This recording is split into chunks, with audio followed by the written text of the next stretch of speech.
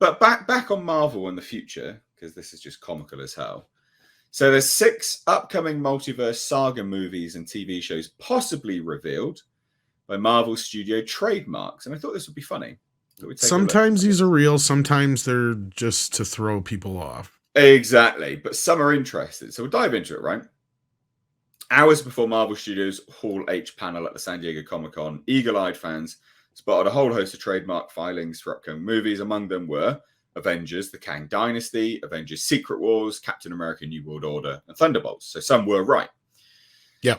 But those weren't the only projects to be trademarked. So Phase 5 took shape this year. Phase 6 remains a bit of a mystery. We don't really know too much. There's 2 movies, Avengers and Fantastic Four.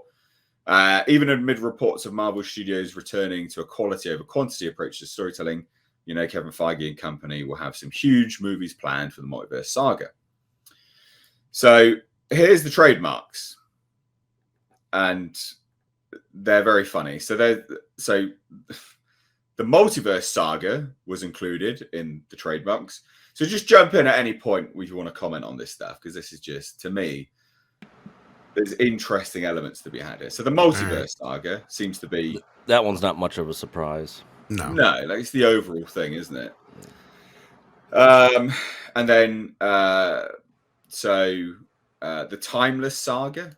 The fuck is the Timeless Saga? Some of it could be for comics, I guess. I don't know. The Eternity Saga. So we don't know if these are for the movies or for movies and comics. Well, so... Or animated shows. Yeah, we don't know. Literally no idea. Okay. So Avengers Timeless, Avengers Eternity War, Avengers Excursion. Going on a... Unless there's some that are tie-ins. Exactly, yeah.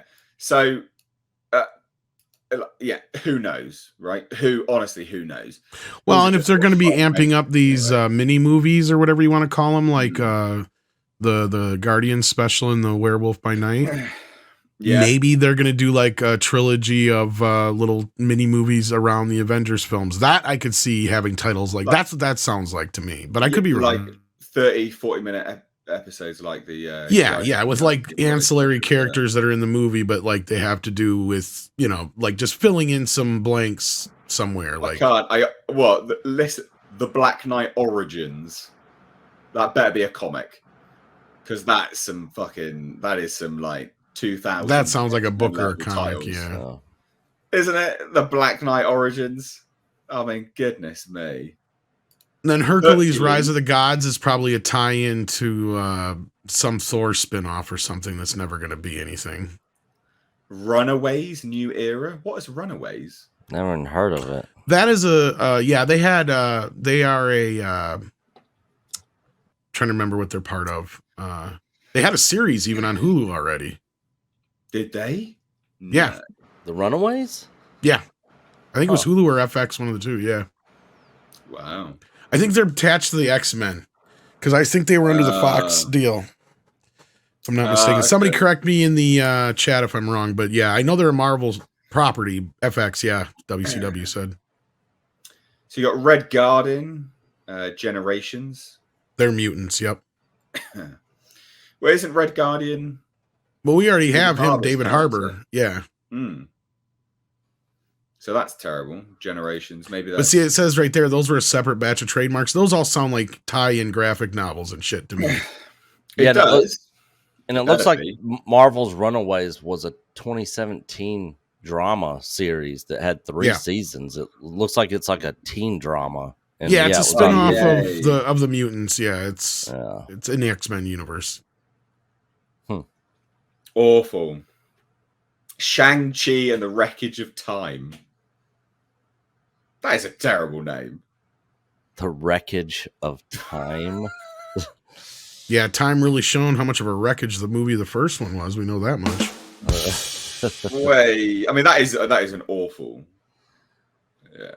time. I was actually in the minority on the Shang-Chi movie. I didn't think it was that bad. I didn't think it was something to write home about, but I didn't hate it. I was entertained. That was it. I'm not surprised if they're going to do like some time travel bullshit. Yeah. this is probably we've been hearing rumors about a Shang-Chi sequel. Yeah, they're gonna do it no matter what. No. Midnight Suns. That's one we've heard come up from time to time. Game at the moment, haven't they? The Midnight Suns. Yeah. So is that Blade? Well, so he's part of the Midnight Suns. That's where part of our name comes from. Okay. Does it? Midnight Suns and Marvel Edge. Yeah. Oh. Did not know that. The origin of Midnight's Edge. Anyway. I mean, yeah, that'd be a good way to introduce Blade, because they don't seem to be wanting to introduce Blade in his own film at this point in time, because they seem to be struggling with that somehow. Nomad. All right, I guess. Nomad is the Mantle. Well, that's one I've actually kind of been saying is a no-brainer, because I said there's how many years in between there where Steve Rogers would have been putting the stones back. Yep. So what happened in the meantime? You have, the first time he's going to come face to face with the Red Skull again too, even though it's not the same Red Skull exactly. That's a meeting I want to see. Is it though? I think it's better in your head. No, it could turn into a fight, or it could be actually an interesting conversation. And not only that, it sets up the idea that, and this is where I'm surprised, because they did kind of hint that that's what they were going to do, but they changed the ending of Black Widow. As I always said, we know you have to leave something to take the stone, but they never say what happens if you bring it back. Yeah. So what if he gets to get her back because of the stone? We don't know that. So that was another interesting question, because that was, funnily enough, what I heard early on with Guardians of the Galaxy 3 was supposed to be about, was that Chris Pratt's character, Star-Lord, was upset that he didn't like the new Gamora. So he got the idea that if he could get the Time Stone, or the Soul Stone, or whatever it was, back and take it back, he might be able to get his Gamora back. And that might have been set up by this idea that, so I don't know. And that's what I heard. And that was years ago, though, before James Gunn got fired. Yeah. So shit could have changed big time since then. Yeah, I mean, So you've got Celestials. Because in that one, the other Gamora ends up being the villain. But anyhow, sorry. No. I mean, you're right. I just don't have too much to sort of jump in on that, to be honest. I don't think that's going to be the case, looking at how that movie went now. Interesting thought, though. But I mean, Nomad. So you talk about Marvel's desperation. That's a good way for them to bring back a well-liked character. Maybe you got a few seasons of a show you can really do, actually. But anyway, that's what I was about to say. This would be better served as a show. I think, personally, a show. I would watch that. I think pretty much every season could be a new decade. Yeah, that'd be quite fun, actually, wouldn't it? Yeah. I quite like the sound of that. One thing I don't like the sound of is Celestials End of Time. No, because this is attached to the Eternals. Yeah, I was getting ready to say, if that's attached to the Eternals, no thank you. I think this is why we keep hearing about an Eternals sequel. I don't think we're getting a sequel, but I think this might be one of those little short movie things or something, perhaps. Well, I reckon that what they're going to do is it'll be a sequel, but it won't be a sequel, and it'll be about the Celestials, but the Eternals will be there. That makes sense too, yeah. And I reckon that this kind of name, I think, adds to that. Maybe because the Eternals there's no brand for the Eternals, and it was literally the Eternals. How do you each comic character is its own brand. You've got Captain America, it's a brand. Iron Man, it's a brand. It's a brand within the umbrella of Marvel, but that's the selling point. And the Eternals were garbage, not good. No one wants to watch that again. I couldn't even make it through. I legit almost fell asleep. Full watch. I actually did fall asleep. Oh wow!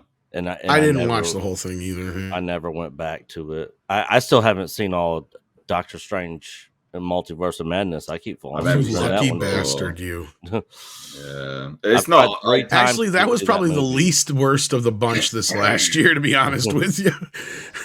Outside of the Guardian special, like that was probably the most watchable one. It wasn't really fun, but it at least has a ABC storyline that's not completely stupid. Right. It makes sense at least, and you're like, all right. Yeah.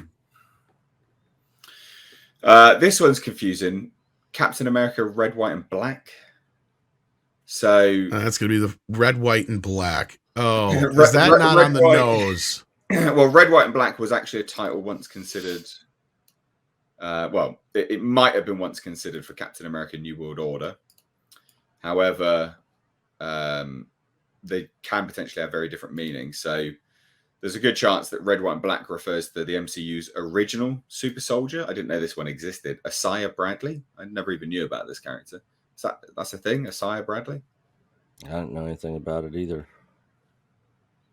Apparently that's the original. So Steve Rogers. Is this them retroactively changing stuff? Yeah. I bet it is.